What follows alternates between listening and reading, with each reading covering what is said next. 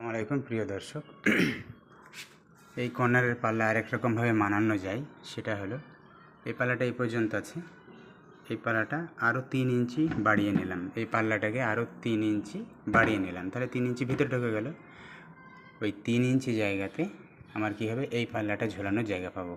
এই পাল্লাটা আমি এই যে বাড়তি 3 ইঞ্চি বড় করে নিলাম, এই পাল্লার উপরেই আমি এই পাল্লাটা ঝুলিয়ে দিলাম। সেই ক্ষেত্রে কী করতে হয়, এই পাল্লাতে কবজা মারতে হয় 16 ডিগ্রি, অর্থাৎ এইখানে পাল্লা ঝুলিয়ে দিলাম। আমার ভিতরে যেরকম 8 ডিগ্রি বা 0 ডিগ্রি ভিতরে স্পেসের প্রয়োজন হয় এই পাল্লাটা যাওয়ার জন্য, ওইটার প্রয়োজন হবে না। যেমন এখানে দেখে নিন, এই যে এই পাল্লাটা দেখেন এখানে চলে এসছে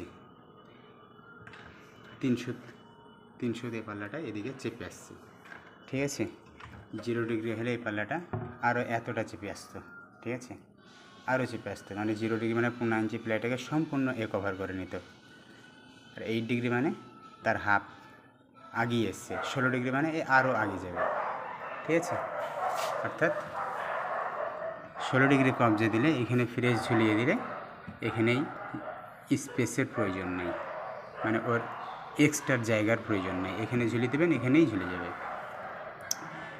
তো 16 ডিগ্রি এখানে একটা চিন্তার বিষয়, যেটা এই পাল্লাটা বড় করে দিলাম 3 ইঞ্চি পাল্লা, এই পাল্লাটা এর ওপরে ঝোলানোর জন্য 16 ডিগ্রি কবজা মেরে। সেই ক্ষেত্রে আমাকে দেখতে হবে পাল্লাটা যখন 3 ইঞ্চি বাড়ালাম, তখন এখানে এই যে কর্নার, এটা পাল্লা খুলবে, তো এটা ভাবতে হবে, ঠিক আছে। এই যে পাল্লাটা খুলবে কিনা এটা ভাবতে হবে, কারণ এই কর্নার যদি বড় হয় সেক্ষেত্রে সম্ভব, ঠিক আছে, সেই ক্ষেত্রে সম্ভব।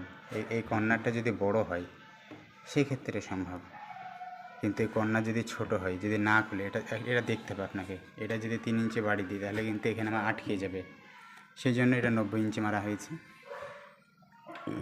90 ইঞ্চি মারলে পরে এখানে যা স্পেস আছে এখান থেকেও আপনাকে 15 ইঞ্চি প্লাস 2 সুত কিলার দিতে হবে।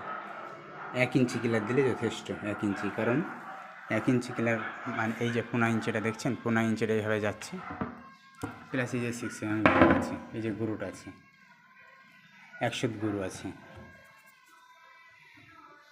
7 সুত দিলে যথেষ্ট।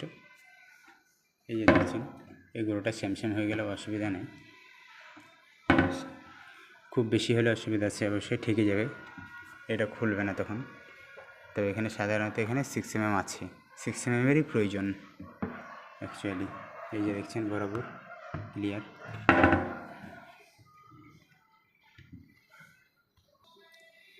তাহলে এখান থেকে শিখলাম এই যে 180 ডিগ্রি কবজা মারতে গেলে কবজাকে লাগিয়ে কবজা ফিট করতে হবে, পাল্লা ঝোলাতে হবে, এরকমভাবে লাগিয়ে পাল্লা ঝোলাতে হবে, তাছাড়া সম্ভব না। তাছাড়া এইভাবে খুলে এই পাল্লা যদি স্ক্রু মারা যায় তাহলে এই পাল্লা ঠিকঠাকভাবে ঝোলানো সম্ভব হবে না, এটা একটা জিনিস শেখার বিষয়। আর এখানে 90 ডিগ্রি একটা যদি কবজা মারা যায় তাহলে এল পাল্লা যেটা, ছোটো পাল্লা যেটা, সেটাতে কবজা সাধারণভাবে যেরকমভাবে আমরা লাগাই সেভাবে লাগালাম, লাগিয়ে এটার ওপর আমরা এইখানে 6 mm দেখছেন, এখানে 6 mm গুরু দিয়ে পাল্লাটাকে ঝুলিয়ে দিলাম।